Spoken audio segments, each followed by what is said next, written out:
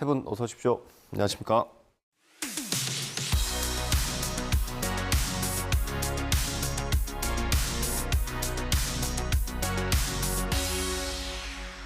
네, 시청자 비평 리뷰 Y 시작하겠습니다. 먼저 조수진 시청자 평가원께서 꼽아주신 오늘의 주제부터 들어보겠습니다.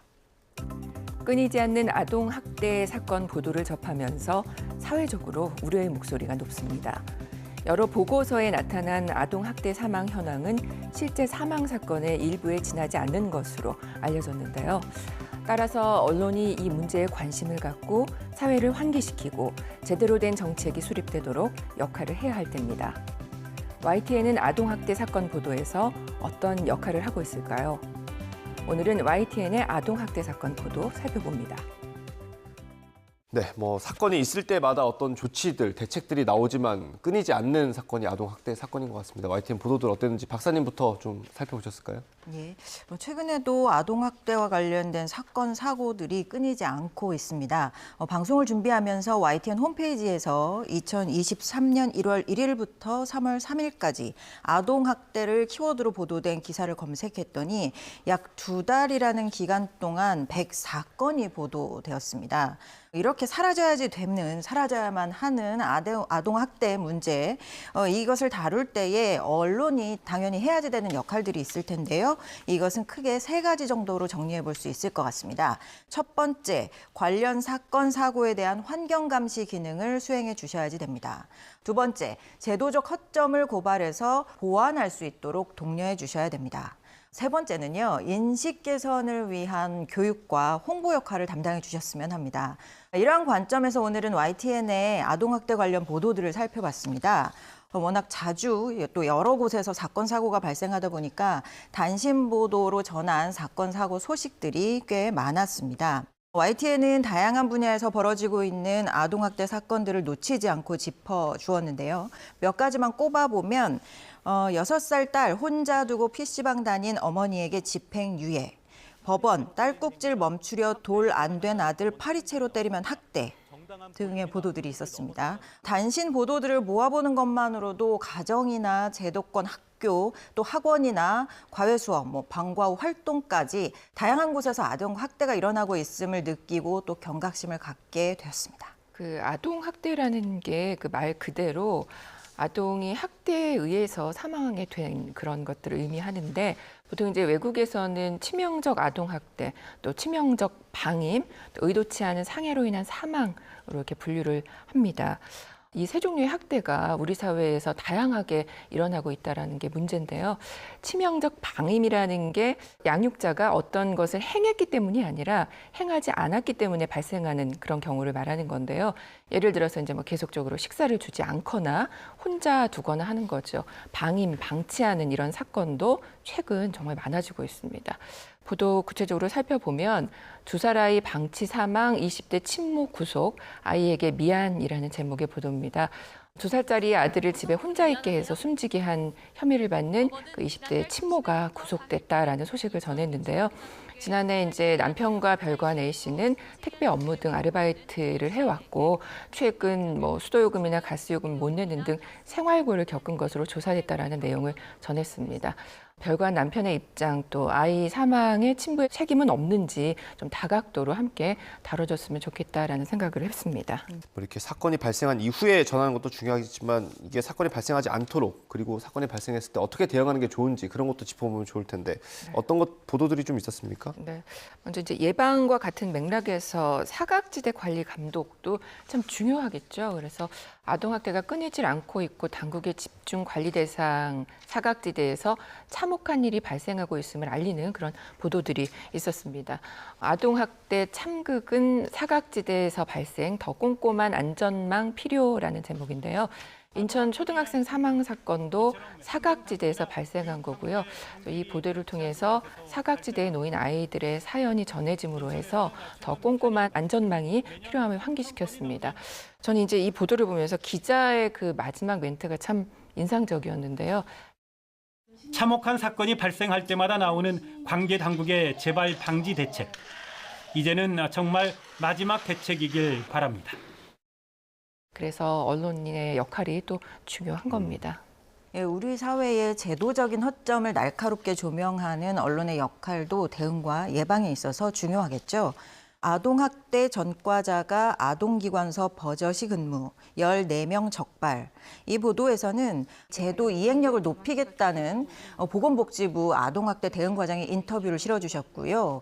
적발된 기관 이름과 이 지역 등이 아동권리보장원 홈페이지에서 1년간 공시된다는 사실을 전해주셨습니다.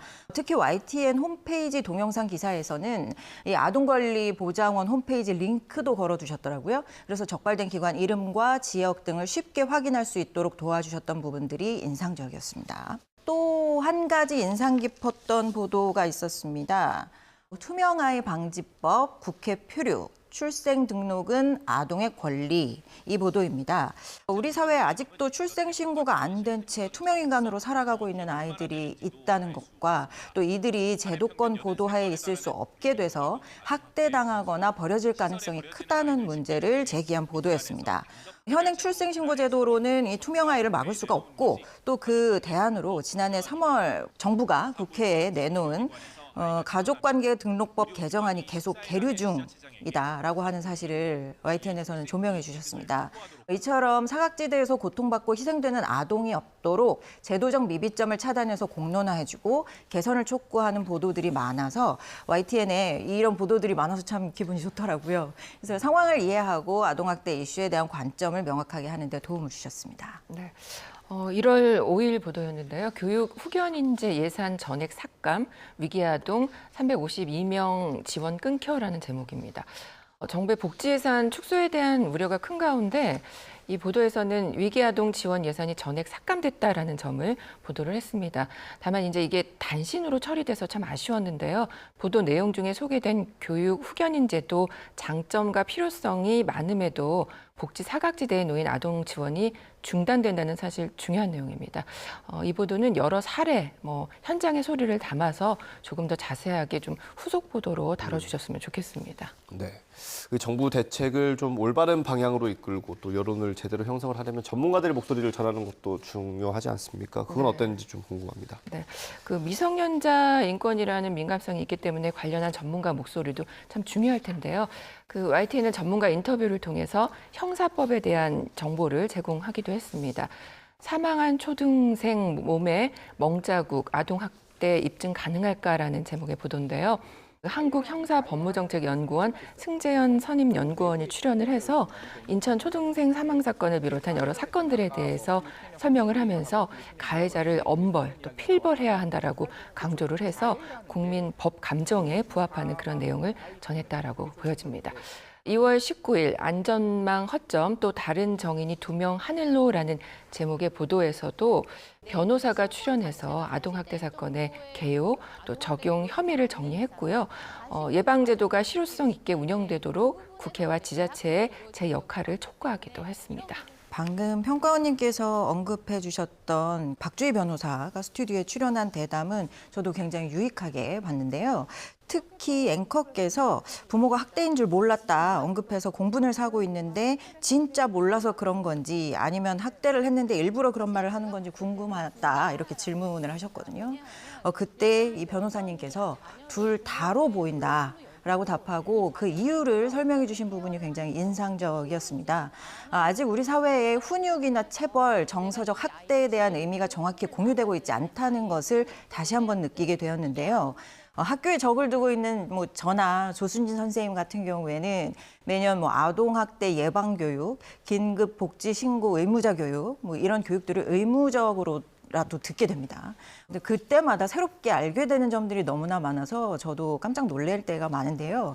아동학대 원인에 대해서 정확히 이해하고 또 우리 사회의 인식 개선을 위해서 더욱 노력해야겠다는 시사점을 준 아주 의미가 깊은 대담이었습니다. 예. 아동학대 사건에 대한 국민들의 법 감정 그리고 공분 이런 걸 제대로 전달하는 것도 중요하겠지만 거기서 그치면 안 되겠죠, 실장님. 어떤 게 더 필요하겠습니까? 네, 이 아동학대 뉴스 역시 굉장히 무거운 주제죠. 가정에서 일어나는 게 훈육이라고 생각했는데 범죄가 되기 때문에 그런데 누구나 가정에서 같은 가족이 그 텔레비 뉴스, TV 뉴스를 같이 보기 굉장히 힘든 그런 뉴스라고 생각합니다.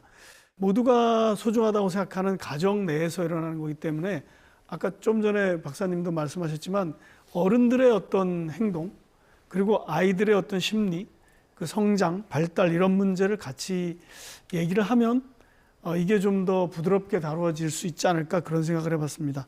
그래서 뭐 범죄의 측면도 물론 부각을 해야 되겠지만 뭐 자녀를 모범적으로 키우는 사례는 어떤 것이고 또 그런 사람들의 어떤 그 성공적인 요인은 무언가 어떤 갈등을 해결하지 못하는 부분도 있기 때문에 그런 부분도 좀 이렇게 같이 해결책을 고민하면 더 의미가 있지 않을까 뭐 그런 생각이 들었습니다. 예, 뭐 취재진들이 저희가 고민을 많이 해야 될 것 같고요.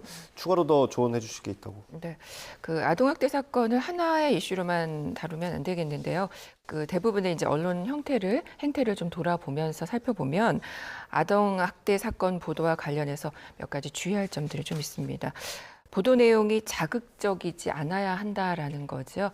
그러니까 학대 방법에 대한 그 상세한 묘사 이런 것들은 좀 제한되어야 된다는 겁니다. 네, 이게 모든 범죄에 대한 기사를 쓸 때 그런데 네. 이걸 어디까지 묘사해야 될지 뭐 이런 부분 고민되는 부분입니다, 사실. 네, 그렇습니다. 다만 이제 범죄의 심각성을 알리고 범죄 예방을 위해서 불가피한 경우에는 학대 방법에 대해서 전달할 수는 있지만 최소화하는 데 그쳐야 한다라는 겁니다. 좀 살펴보면 지난 3월 3일 보도 어린이집 학대로 떠난 9개월 아들 사과만이라도라는 제목의 보도를 좀 보면은요. 이 보도에서는 학대 방법을 사파로 처리를 했습니다. 이게 이제 간혹 가다 보면 이제 재연을 하는 경우도 있는데요. 이렇게 재연을 하면 아동들에게 또 다른 정서 문제를 가져올 수 있어서 피해야 하는 거고요. 그다음에 학대 행위 영상이 이렇게 반복되는 경우는 이걸 보는 어린이들에게 지나친 두려움이나 공포감을 줄 수 있거든요. 그리고 시청자들에게 지나치게 그 시청자들을 자극시킬 수 있어서 좀 유의하셔야 됩니다. 또 모방 범죄 문제가 될 수도 있고요. 그래서 보도 가이드라인을 살펴보면 사망에 나와 있습니다. 아동학대 장면을 묘사하는 사진, 영상, 음성, 사파, 또 실제 폐쇄회로 텔레비전 영상, 사진, 음성은 필요한 범위 내에서 최소한 사용할 것을 권하는데요. 이 보도에서는 사파로 처리해서 반복적이지는 않고 이렇게 짧게 한 번 나왔거든요. 그래서 재연 영상보다는 개선됐지만 사파 처리도 조금 더 신중해야 할 겁니다. 또 이 보도에서 아이의 사진 영상이 그대로 좀 노출되는 문제도 있습니다. 외국인 부부가 사회에서 잘 적응해 나가는 과정에서 겪은 일이라 참 마음이 아픈데 그럼에도 아이의 사진이나 영상 처리에 조금만 더 신중했으면 하는 바람입니다. 그동안 아동학대 사건 보도에서 문제로 지적되어 온 것이 피해자나 가해자 위주의 사건 지칭 문제였거든요. 그래서 이 점들 많이 개선되었다고 보여지지만 앞으로도 사건명을 설정하실 때는 시선을 끌기 위한 자극적이거나 선정적인 유혹에서 벗어나서 사건 자체 본질을 볼 수 있도록 해주시기 바랍니다. 네, 실장님께서 첨언해 주시고 마무리하면 될 것 같습니다. 네. 그 아동학대 예방 권고문이라는 게 있다는 걸 저도 사실 최근에 알았습니다. 그런데 이 관련 보도를 할 때 이 관련 문장을 게시하는 것 그리고 설명하는 게 필요한 것 같고요. 취재 기자들도 사실 이 아동학대 언론 보도 권고가 있다는 걸 잘 모르고 취재를 하는 경우도 많을 것 같은데 그 좀 사전에 숙지하는 것이 필요하다 이렇게 생각이 됩니다. 저는 이제 언론이 좀 좋은 부모가 되도록 이렇게 안내하고 설명하는 그런 역할도 함께 하는 것이 중요하다고 생각합니다. 이걸 범죄라고 생각하지 못하는 사람도 사실 많거든요. 그런데 사실 알게 되면 대부분 후회한다고 저는 생각합니다. 그래서 나빠질 가능성이 있는 부모들을 그렇지 않도록 언론이 좀 이렇게 붙잡아주고 좋은 어떤 그 요령을 가르쳐주고 또 좋은 어떤 지원 대책이 있으면 그걸 안내해주고 그런 것들 같이 하면 더 좋겠다는 생각이 들었습니다. 네, 알겠습니다. 오늘 리뷰 와이 내용 정리 한번 해보겠습니다. 이것만은 꼭 시간입니다. 평가원님부터 한 줄 요약 들어보겠습니다. 아동학대 보도 가이드라인을 지켜 접근해야. 아동학대 사건 보도는 사건을 감정적으로 처리하기보다는 사회 안전망이 제대로 작동할 수 있도록 환기시키는 언론의 역할이 중요합니다. 그러기 위해서는 보도 가이드라인을 잘 준수해야 할 텐데요. 지난해 11월 18일 기자협회와 보건복지부 또 아동권리보장원이 공동으로 아동학대 언론보도 권고 기준을 마련했습니다. 취재 단계에서, 보도 단계에서, 그리고 보도 이후 단계에서도 늘 가이드라인을 지켜서 신중하게 접근해 주시기 바랍니다. 네, 다음 박사님 한 줄 평 들어보겠습니다.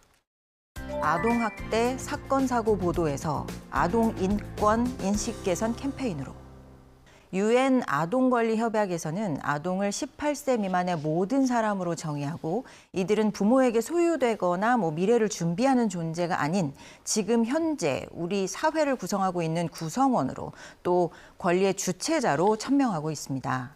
우리나라 법률도 이에 맞게 변화해가고 있기는 하지만 관공서나 교육 관련 기관 종사자가 아니라면 이러한 제도 변화를 공신력 있는 교육을 통해서 접하기도 쉽지 않은 실정입니다. 우리 사회의 인식은 더디게 변화하고 있고요. 그 사이 아직도 많은 아동들이 사각지대에서 고통받고 있습니다. 아동학대 사건 사고 뒤를 따라 끈질기게 보도하고 또 제도적 허점을 짚어내는 단계를 넘어서서 아동 인권 개념을 정립하고 인식 변화를 이끌어가는데 YTN이 더 적극적으로 앞장서 주시길 기대합니다. 네, 오늘 리뷰와의 순서 여기서 마치도록 하겠습니다. 세 분 오늘 말씀 감사합니다.